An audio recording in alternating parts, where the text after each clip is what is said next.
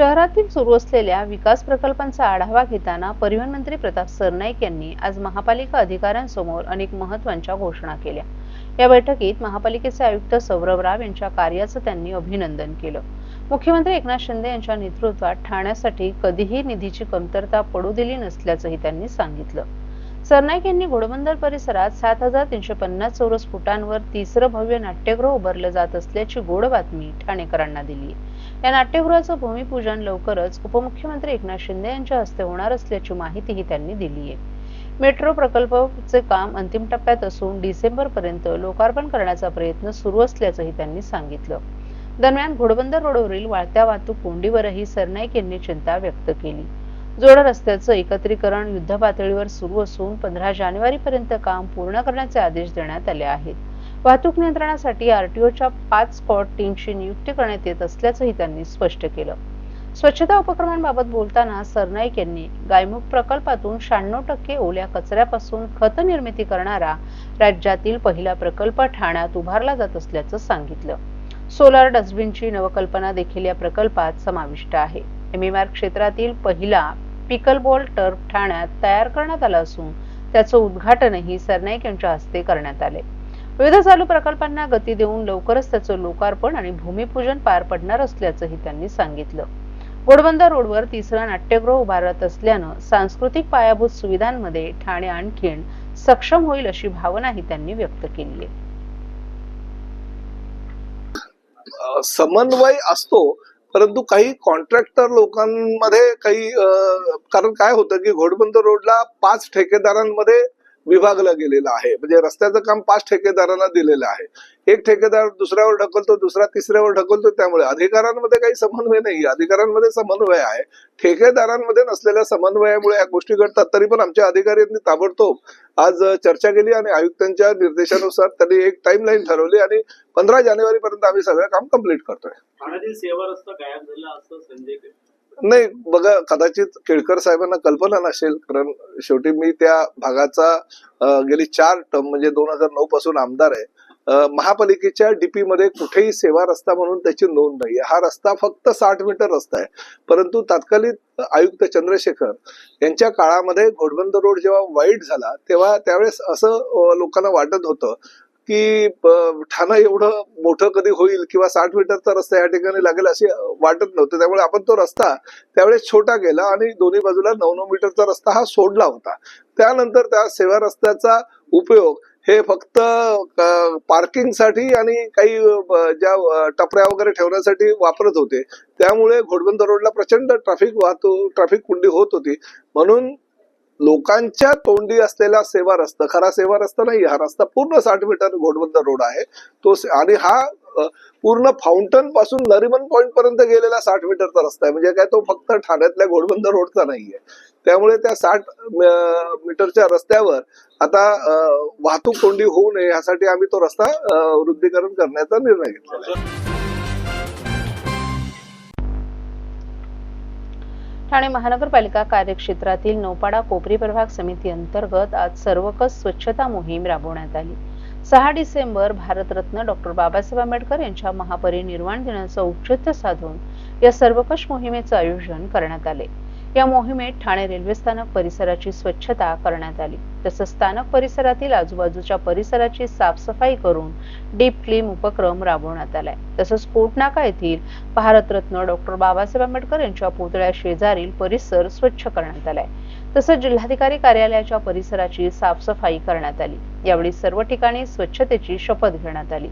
तसंच वर्तकनगर परिसरातील मुल्लाबाग या ठिकाणी ही सर्वकष स्वच्छता मोहीम उपायुक्त मधुकर बोडके, आरोग्य अधिकारी डॉक्टर राणी शिंदे यांच्या आदेशान्वये राबवण्यात आली।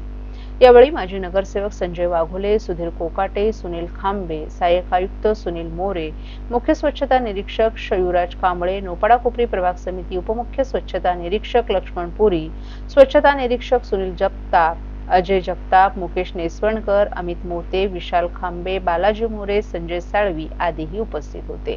तसंच मलनिस्सारण विभागातर्फे आर्यन जेटिंग गाडी, सीएनडी वेस्ट तर्फे डंपर आणि जेसीबी, जेट स्प्रेड गाडी, संबंधित रस्ते सफाई कंत्राटी सुपरवायझर, कंत्राटी सफाई कर्मचारी वर्ग आणि स्थानिक रहिवासी देखील उपस्थित होते।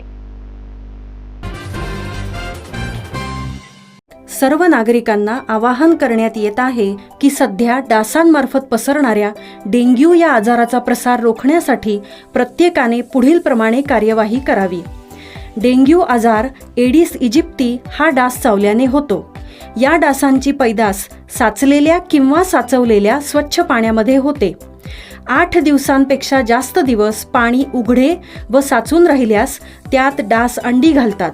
अंड्यांच्या अळ्या तयार होऊन पुढे डास तयार होतात. यासाठी आपल्या घरातील पाणी साठे उदाहरणार्थ बॅरल्स, पिंपे, टाक्या, हौद, रांजणे इत्यादी दर आठवड्याला रिकामे करून घासून पुसून कोरडे करून पुन्हा भरावे. 1 दिवस कोरडा दिवस म्हणून पाळावा. पाणी साठ्यांना घट्ट झाकणे बसवावीत किंवा जुनी साडी, चादर, धोतर यांनी बांधून झाकून ठेवावीत, म्हणजे डास त्यात जाऊन अंडी घालणार नाहीत. घराच्या गच्चीवर, आजूबाजूला, अंगणात कोठेही पाणी साचू देऊ नये. भंगार सामान उघड्यावर टाकू नये. उदाहरणार्थ टायर्स, प्लास्टिक सामान, कुंड्या, टाकाऊ वस्तू इत्यादी. अशा सामानात पावसाचे पाणी साठून त्यात डेंग्यूच्या डासांची पैदास होते. घरातील कूलर्स, फ्रीजच्या पाठीमागील ट्रे हे देखील वेळोवेळी कोरडे करावेत. लक्षात ठेवा, नुसत्या फवारणीने डास घनता कमी होत नाही, तर त्यासाठी डास पैदास ठिकाणे नष्ट करणे ही आपल्या सर्वांची जबाबदारी आहे.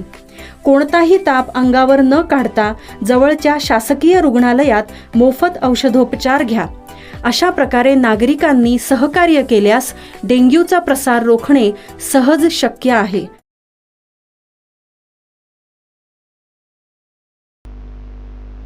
दिव्यांग व्यक्ती हक्क अधिनियम 2016 कलम 39 अंतर्गत दिव्यांग व्यक्तींबाबत संवेदनशीलता आणि जागरूकता निर्माण करण्यासाठी ठाणे जिल्हाधिकारी यांच्या आदेशानुसार 1 दिवसीय कार्यशाळेचं आज बीजे हायस्कूल कोटनाका येथे आयोजन करण्यात आलं होतं.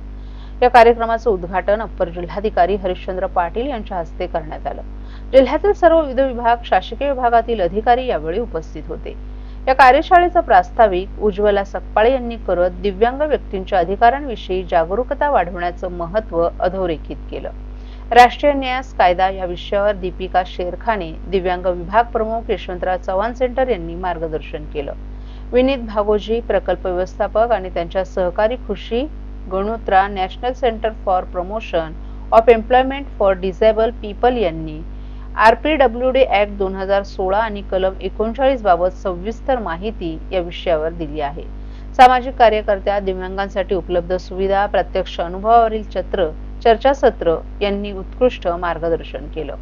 यावेळी तहसीलदार संदीप थोरात, विभाग प्रमुख कृषी विभाग मुनीर बाचोटीकर, सहाय्यक सल्लागार दिव्यांग सक्षमीकरण संगीता शिर्के, सल्लागार ज्येष्ठ नागरिक विभाग यशवंतराव चव्हाण सेंटर ॲडव्होकेट प्रमोद ढोकळे, समग्र शिक्षा सर्वसमावेशक शिक्षण अनिल कुऱ्हाडे, सूत्रसंचलनाची जबाबदारी दीपक साळुंखे यांनी समर्थपणे पार पाडली.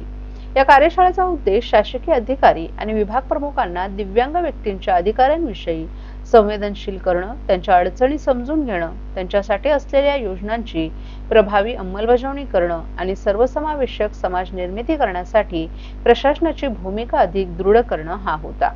ठाणे जिल्ह्यातील सर्व शासकीय व्यवस्थापनांचे विभाग प्रमुख, कर्मचारी, सामाजिक कार्यकर्ते आणि दिव्यांग क्षेत्रात कार्यरत संस्था कार्यशाळेत उत्स्फूर्तपणे सहभागी झाल्या होत्या.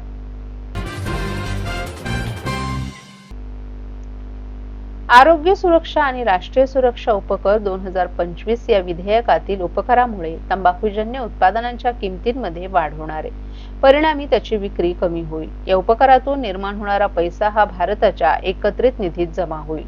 संसदेच्या मंजुरीनंतर तो फक्त राष्ट्रीय सुरक्षा आणि सार्वजनिक आरोग्य योजनांसाठी वापरला जाणार आहे.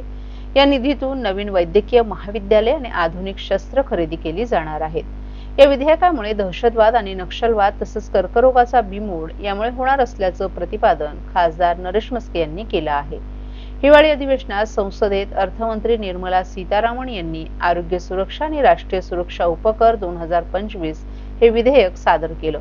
या विधेयकावर चर्चा करताना खासदार नरेश म्हस्के यांनी शिवसेना पक्षाचे मुख्य नेते आणि उपमुख्यमंत्री एकनाथ शिंदे, शिवसेना गटनेते खासदार डॉ. श्रीकांत शिंदे यांच्या वतीनं विधेयकाचं स्वागत करत चर्चेत भाग घेतला.